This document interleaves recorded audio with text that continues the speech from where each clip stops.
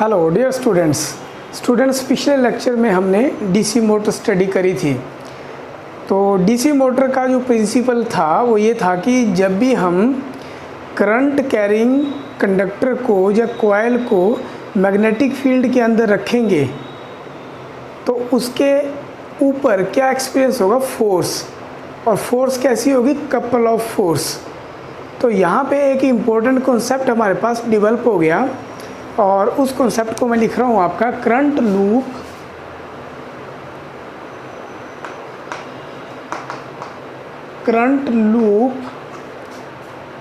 Plus magnet equal to force.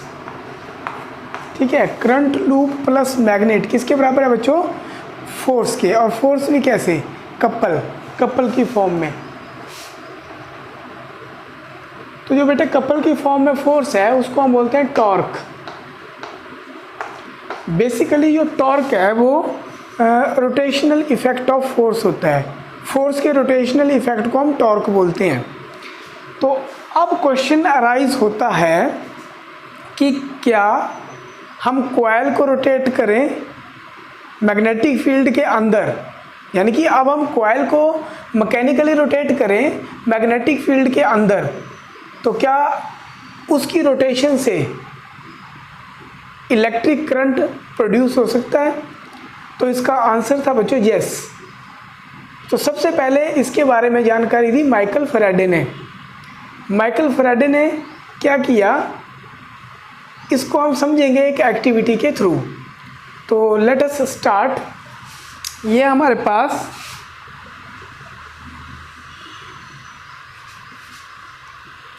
एक arrangement है बच्चों। इस अरेंजमेंट में ये बहुत सारी कॉइल्स हैं, नंबर ऑफ कॉइल्स ऐसे जुड़ी हुई हैं, एक सोलोनॉइड को बना रही हैं ये। और यहाँ पे हमने लगा दिया एक गैल्वेनोमीटर। तो बच्चों गैल्वेनोमीटर क्या होता है कि इलेक्ट्रिकल इंस्ट्रूमेंट होता है जो कि इलेक्ट्रिक करंट की डायरेक्शन को मेज़र करता है बेटे, या फिर हम ये बोल सकते हैं कि डायरेक्शन के साथ साथ मैग्नीट्यूड को भी बताता है, लेकिन स्मॉल मैग्नीट्यूड को। ठीक है, तो यदि आप डायग्रामेटिकली देखना चाहें तो ऐसे एक सुई लगी होती है, यहाँ पे 0 होता है, 1 2, मतलब एक प्रकार से सर्कुलर फॉर्म में होता है बेटे, सेमी सर्कुलर फॉर्म में।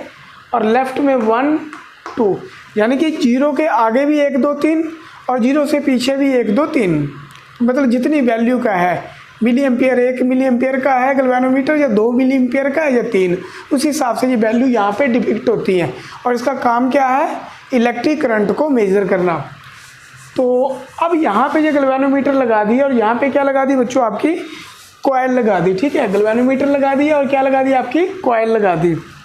अब क्या किया गया, यहाँ से मैकेनिकली है ना मैग्नेट को नीचे की तरफ लाया गया। ठीक है, मैकेनिकली क्या किया गया, मैग्नेट को ऊपर से ऐसे लाया गया कॉइल की तरफ। ये कॉइल है ना, ये कॉइल दिख रही है आपको, अब दिख रही है ऐसे, ये कॉइल। ये मेरा हाथ जो मुड़ा हुआ है ऐसे देख लो ना आप, ये हाथ मुड़ा हुआ तो ऐसे लाया गया मैग्नेट को।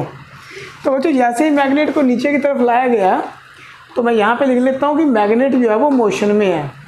तो इस कॉइल के जैसे ही पास लाया गया, इस गैल्वेनोमीटर के अंदर क्या प्रोड्यूस हुआ बेटे, सुई की डिफ्लेक्शन। और किस डायरेक्शन में, एंटी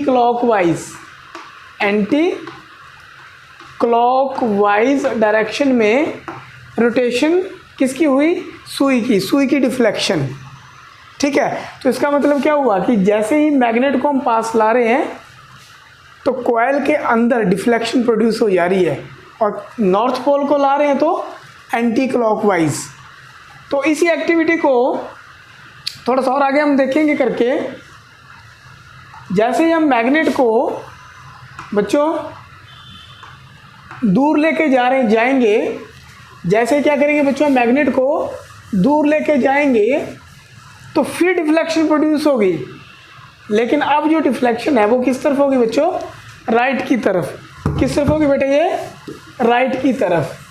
तो इसका मतलब क्या हुआ, हमने कंडक्टर के जो कंडक्टर की बात छोड़िए, मैग्नेट की डायरेक्शन ऑफ मोशन को रिवर्स किया तो करंट की डायरेक्शन ऑफ मोशन भी रिवर्स हो गई।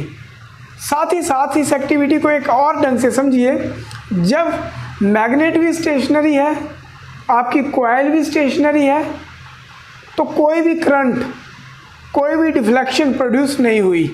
अब मैग्नेट को फिक्स कर दो इसको आप, ठीक है, इसको फिक्स कर दिया, इस कॉइल को ऊपर की तरफ लेके गए, तो बच्चों तब भी डिफ्लेक्शन एंटी क्लॉकवाइज आई, ठीक है। उसके बाद बैक, फिर कॉइल ली, ये आपका गैल्वेनोमीटर, और अब हमने क्या किया, यहाँ पे मैग्नेट का सॉस सिरा रख दिया, यहाँ पे नॉर्थ, और फिर मैग्नेट को नीचे की तरफ लेके आई। तो बच्चों अब डिफ्लेक्शन फिर प्रोड्यूस हुई, लेकिन किस तरफ, क्लॉकवाइज डायरेक्शन में, और फिर रिवर्स कर दिया, यहाँ पे आपका साउथ नॉर्थ तो है ही, मोशन को रिवर्स कर दिया, यानी कि मैग्नेट को ऊपर की तरफ लेके गए, तो रिवर्स करने पर डायरेक्शन भी क्या कर गई बेटे, रिवर्स कर गई। तो इस पर्टिकुलर एक्टिविटी से दो बातें हमारे दिमाग में आ गई, दो बातें समझ आ गई। पहली बात ये कि चाहे मैग्नेट को मोशन में लाओ, चाहे आप कॉइल को मोशन में लाओ, चाहे आप मैग्नेट को मोशन में ले आओ, चाहे आप कॉइल को मोशन में ले आओ, जब भी रिलेटिव मोशन होगा कॉइल और मैग्नेट के बीच, तो बेटे डिफ्लेक्शन प्रोड्यूस होगी इसके अंदर क्या प्रोड्यूस होगा, डिफ्लेक्शन प्रोड्यूस होगी। तो यहाँ पे हम एक इम्पोर्टेंट टर्म डिफाइन करेंगे, और वो टर्म आपके पास है इंड्यूस्ड ईएमएफ। एक तो हम इसको डिफाइन करेंगे, दूसरी टर्म हम इंड्यूस करंट, और तीसरी टर्म हम यहाँ पे एक और डिफाइन करने वाले हैं, दैट इज़ मैग्नेटिक फ्लक्स। तो इन तीन टर्म को हम यहाँ पे यूज़ करेंगे। तो सबसे पहले हम बात करेंगे, जो मैंने आपसे बात करी थी, इंड्यूस करंट।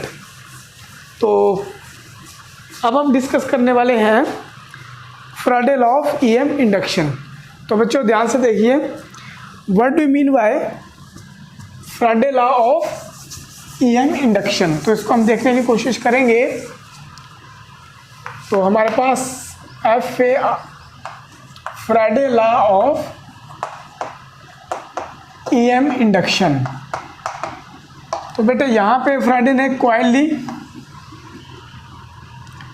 और यहाँ पे गैल्वेनोमीटर लगाया, ठीक है, यहाँ पे मैग्नेट को लेके आया कॉइल के पास। तो बेटे मैग्नेट से क्या निकलेगा, मैग्नेटिक लाइंस ऑफ फोर्स। तो ये जो मैग्नेटिक लाइंस ऑफ फोर्स निकल रही है through a given area, normally इसको हम बोल देंगे मैग्नेटिक फ्लक्स, मैग्नेटिक फ्लक्स। तो फैराडे ने क्या कहा, व्हेन एवर, ये बच्चों लिख लो साथ साथ, there is relative motion between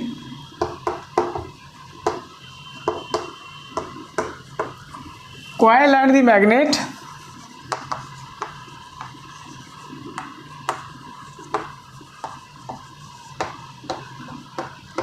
there is deflection produced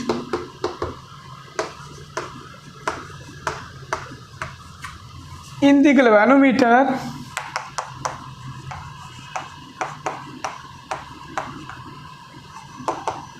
which means that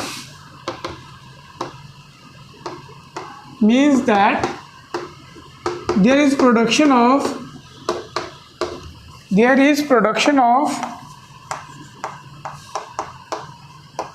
induced EMF, electromotive force.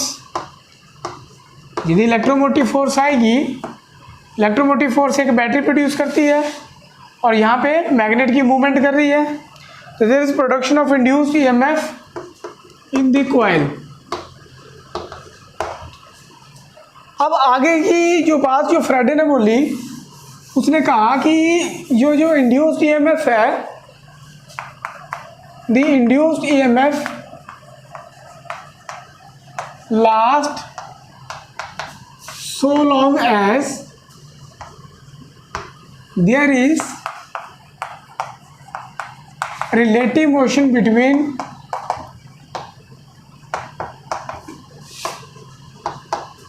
coil and the magnet, coil and the magnet। तो बच्चों ये जो इंड्यूस्ड ईएमएफ है ये तब तक रहेगी जब तक रिलेटिव मोशन रहेगा कॉइल और मैग्नेट के बीच। एक और इम्पोर्टेंट ऑब्जर्वेशन उसने बताई कि faster the movement of the coil, जितनी फास्ट आप मूवमेंट करोगे, faster the movement of magnet, movement of magnet और coil, larger is the deflection produced, larger is the deflection produced. इसका मतलब क्या है आपके पास कि जितनी फास्ट आप मैग्नेट को कॉइल के पास बच्चों लेके जाओगे, जितनी फास्ट आप मैग्नेट को किसके पास लेके जाओगे, आप कॉइल के पास लेके जाओगे, उतनी ज़्यादा डिफ्लेक्शन सुई में आएगी बेटे। अब डिफ्लेक्शन सुई में आने का क्या मतलब है, इसको हम थोड़ा सा समझने की कोशिश करेंगे। डिफ्लेक्शन का मतलब है कि large amount of current, large amount of current will be induced, will be induced। तो बच्चों जो EMI का जो फिनोमिना है ये हम मैक्सिमम टाइम इसको हम स्टडी करते हैं पावर जनरेटर में, वहाँ पे ये यूज़ होता है आपका ट्रांसफार्मर में और आपके डायनमोज में, वेरियस टाइप्स ऑफ डायनमोज। तो अब इसको हम एक और एक्टिविटी से समझने की कोशिश करेंगे। ये हमारे पास बच्चों कॉइल है और यहाँ पे हमने बैटरी लगा दी, positive negative positive negative positive negative, right. ये हमने यहाँ पे लगा दी और यहाँ पे हमने रेजिस्टेंस मतलब रियोस्टैट लगा दिया, राइट। और यहाँ पे टैपिंग की, और फिर हमने क्या किया, इसके बिल्कुल सामने एक और कॉइल रख ली बेटे और इसके साथ हमने गैल्वेनोमीटर लगा लिया। इसको हम बोलेंगे कॉइल 1, इसको हम बोलेंगे कॉइल 2। कई बार हम कॉइल 1 को प्राइमरी कॉइल बोल देते हैं और कॉइल 2 को हम सेकेंडरी कॉइल बोल देते हैं। बड़ा इंटरेस्टिंग है ये। जैसे हम की को ऑन करेंगे, टैपिंग की को ऑन करेंगे, यहाँ से करंट स्टार्ट फ्लोइंग, ठीक है बेटे। करंट क्या कर जाएगा, स्टार्ट फ्लोइंग। तो यहाँ पे कौन सा पोल बनेगा बेटे आपका, यहाँ पे आपका साउथ पोल बनेगा, राइट। तो साउथ पोल बनेगा तो इसका मतलब क्या हुआ कि यहाँ से मैग्नेटिक ये जो लूप है ये अपने आप में क्या बन गया, मैग्नेट बन गया। अब ये मैग्नेट बन गया तो क्या क्या लग रहा है आपका, यहाँ से जो लाइन है वो साउथ पोल के अंदर जा रही है बेटे, ठीक है। तो अब ये जो लाइंस हैं मैग्नेट की, ये किसके साथ लिंक हो गई, सेकेंडरी कॉइल के साथ। और नेचर कैसा है इनका, जैसे ही हम इसको की को ऑन करेंगे तो यहाँ पे जो करंट की वैल्यू है कहाँ से कहाँ जाएगी, 0 टू मैक्सिमम। अब 0 टू मैक्सिमम जाएगी तो ये मैग्नेटिक फील्ड लाइन की स्ट्रेंथ भी चेंज होगी, मैग्नेटिक फ्लक्स भी चेंज होगा। अब ये मैग्नेटिक फ्लक्स किसके साथ लिंक हो जाएगा, इस सेकंड कॉइल के साथ। तो इस कॉइल के अंदर भी क्या आ जाएगी, डिफ्लेक्शन आ जाएगी बेटा। क्या आ जाएगी, डिफ्लेक्शन, राइट, क्लॉकवाइज इसमें भी डिफ्लेक्शन प्रोड्यूस हो जाएगी। तो इस पर्टिकुलर फिनोमिना को हम बोल देते हैं म्यूचुअल इंडक्शन। क्या बोलते हैं बच्चों हम इसको, म्यूचुअल इंडक्शन। इस फिनोमिना को हम ट्रांसफार्मर में यूज़ करेंगे बच्चों। तो अब हमने एक और रूल समझना है जिसको हम बोलते हैं डायनेमो रूल। क्या बोलते हैं बच्चों इसको हम, डायनेमो रूल। और समटाइम्स जो आपकी बुक्स में इसको पॉपुलरली जाना जाता है फ्लेमिंग राइट हैंड रूल से। तो बच्चों फ्लेमिंग राइट हैंड रूल क्या बताता है, तो आप अपने राइट हैंड के अंगूठे को, फोर फिंगर को और सेंट्रल फिंगर को